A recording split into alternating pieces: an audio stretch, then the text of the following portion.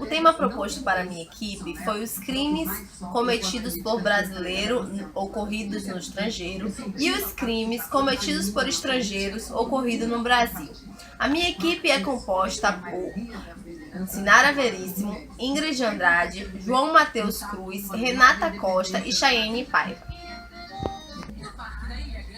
Apesar de ser um tema tratado no direito internacional privado, temos que lidar diretamente com o direito penal, pois o ramo do direito que trata sobre atos ilícitos, que no caso é o crime, é o direito penal, sendo que nos casos de crimes cometidos por brasileiros ocorridos no estrangeiro e crimes cometidos por estrangeiros ocorridos no Brasil, entramos no direito penal internacional, que é um direito interno com implicações externas, onde a soberania da lei penal vai além das fronteiras do país que a elaborou.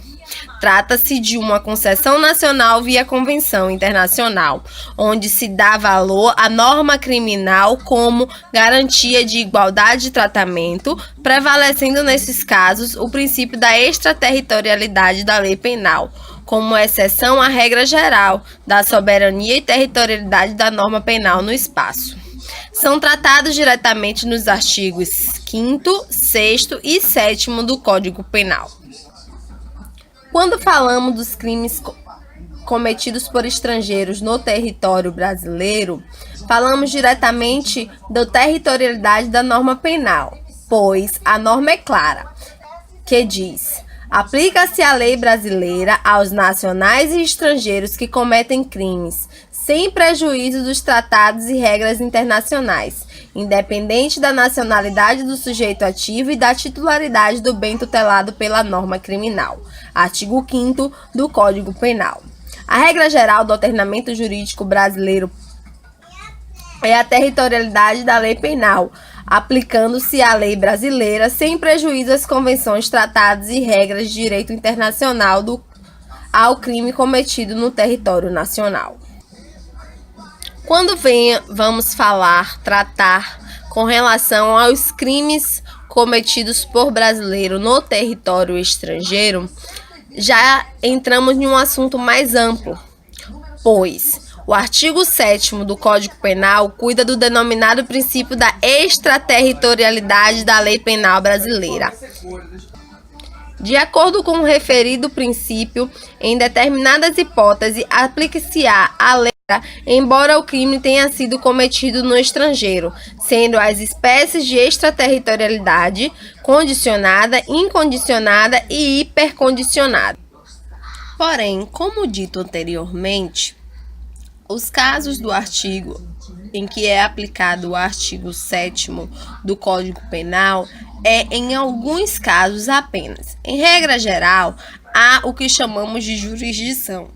A jurisdição é matéria de direito interno, segundo as convenções políticas, e não do direito internacional.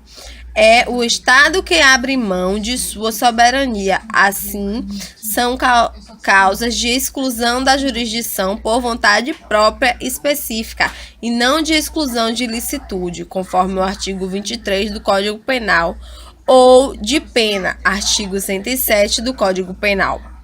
Estas, por vontade de jurisdição, têm caráter internacional quando o ato é bilateral e nacional se tratado de ato unilateral. A ONU estabelece que nenhum dispositivo da presente Carta autorizará as Nações Unidas a intervir em assuntos que dependam exclusivamente da jurisdição de qualquer Estado. Tudo o que depende exclusivamente da jurisdição de qualquer Estado.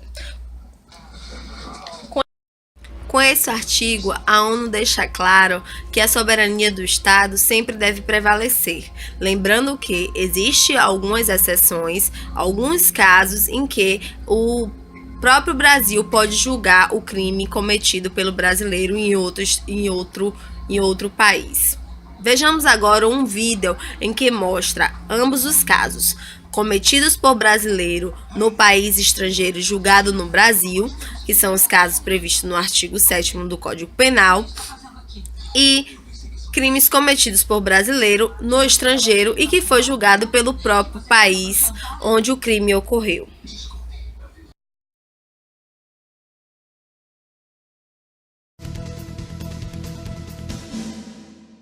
Superior Tribunal de Justiça decide que compete à Justiça Estadual de São Paulo julgar crime contra brasileiro que mora no exterior. Ao vivo, a repórter Thaís Ceruti tem outros detalhes. Olá, Thaís, boa tarde para você. Que tipo de crime foi cometido? Boa tarde, Fred. Boa tarde a todos. Foi um suposto crime de estelionato contra um brasileiro que mora em Angola, na África. De acordo com o processo, o homem teria caído em um golpe ao comprar um refrigerador por meio de um portal registrado no Brasil, mas o eletrodoméstico nunca foi entregue. O negócio foi feito por meio de transferência envolvendo apenas contas bancárias brasileiras. Por isso, quem deve julgar o caso é a Justiça Estadual de Ituverava, em São Paulo, onde a compra foi efetuada. Esse foi o entendimento do ministro Marco Aurélio Belize, que ainda lembrou que estelionato cometido por particular contra particular, sem lesar a União, é de competência da Justiça Estadual.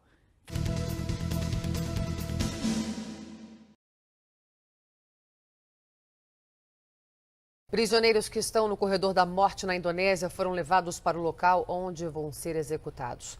O brasileiro Rodrigo Goulart está entre os que serão fuzilados. Veja na reportagem da nossa correspondente na Ásia, Cíntia Godoy. Um grande esquema de segurança foi montado na prisão em Bali.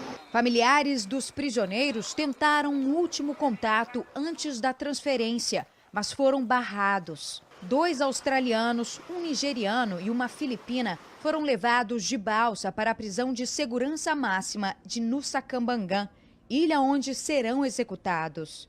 Os australianos Andrew Chan e Miran Sukumaran, condenados em 2005, eram os líderes de um grupo de traficantes conhecido como os 9 de Bali. O primeiro-ministro da Austrália, Tony Abbott, disse que o país espera a clemência do presidente indonésio até o último minuto.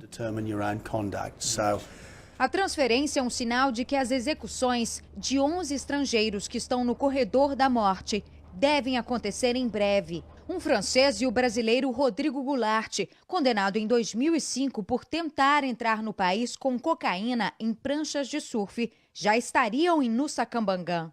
Rodrigo Goulart passou por novos exames médicos. A família dele tenta provar que o brasileiro está mentalmente doente e que, por isso, não pode ser executado. Laudos anteriores atestaram que Goulart sofre de esquizofrenia e deveria ser transferido para um hospital psiquiátrico. Pela lei da Indonésia, condenados com problemas mentais não podem ser executados. Mas o advogado-geral do país informou que a execução do brasileiro não deve ser adiada e que Goulart estava mentalmente saudável quando cometeu os crimes. A condenação à morte de Rodrigo e a execução de outro traficante brasileiro, Marco Archer, fuzilado em janeiro, geraram uma crise diplomática entre Brasil e Indonésia.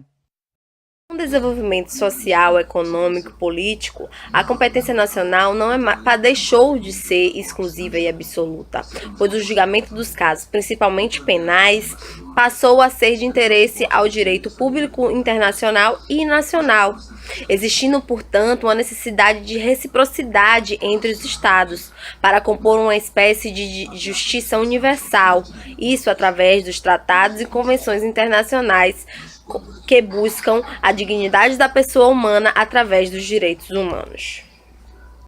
Conclui-se, portanto, que o crime cometido por brasileiro no território estrangeiro tem uma via de 2 pontas. Uma onde a busca por um direito universal permite que o Brasil abra mão de julgar e deixe para o território onde o crime foi cometido, e uma onde o Brasil busca a proteção através do artigo 7º do Código Penal. E nos casos de crimes cometidos por estrangeiros no território brasileiro, segue a regra da territorialidade da lei penal, onde esses crimes serão julgados pelas leis brasileiras, conforme o artigo 5º do Código Penal. Boa noite.